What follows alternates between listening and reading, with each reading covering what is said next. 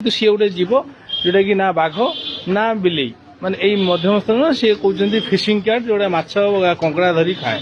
ମୁଁ ଜୀବରାନନ୍ଦ ନାୟକ ବାହାରବିଲ ଗ୍ରାମର ବାସୀ। ମୁଁ ଯେଉଁ ବାଘ ବାହାରିଛି ବୋଲି ମାନେ ସୂଚନା ମିଳୁଛି ତ ସେଇଟା ଆକ୍ଚୁଆଲି ଗୋଟେ ଜୀବ ଯୋଉଟାକି ବୋଧେ ବଢ଼ିପାଣି ସମୟରେ ପଳେଇ ଆସିଛି।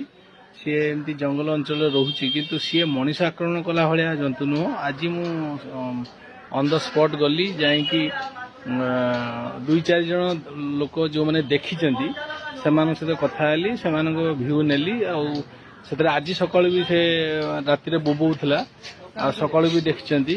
ଆଉ ସେଥିରେ ସେମିତି କିଛି ଭୟ କରିବାର ନାହିଁ। ସମସ୍ତେ ଯେମିତି ନର୍ମାଲ ଲୋକ ସେଇଠି ଯେଉଁଠି ସେ ଜିନିଷ ଅଛି ସେଠି ବି ଲୋକ ଯିବା ଆସିବା କରୁଛନ୍ତି, ସବୁ ଠିକ୍ ଅଛି। ଏଥିରେ କିଛି ବ୍ୟସ୍ତ ହେବାର ନାହିଁ କାରଣ ବହୁତ ସୋସିଆଲ ମିଡ଼ିଆରେ ମିଛ ଆଉ ଅନ୍ୟର ଭିଡ଼ିଓକୁ ଡ୍ରପ୍ କରୁଛନ୍ତି ଯେଉଁଥିରେ କି ଆମ ପାଖକୁ ବହୁତ ଫୋନ୍ ଆସୁଛି।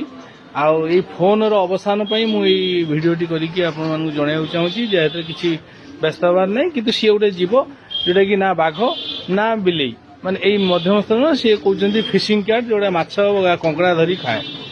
କିନ୍ତୁ ସିଏ ମଣିଷ ଆକ୍ରମଣ କରେ ନାହିଁ କି କୌଣସି ପଶୁପକ୍ଷୀଙ୍କୁ ସେ ଆକ୍ରମଣ କରୁନାହିଁ। ତେଣୁକରି ଆମର ବ୍ୟସ୍ତ ହେବାର ନାହିଁ। ଆଉ ସେ ସୂଚନା ଯିଏ ଆପଣଙ୍କୁ ଯାହା ଦେଉଛି ଆଉ ସେଥିରେ ଆପଣ ବ୍ୟସ୍ତ ହେବାର ନାହିଁ।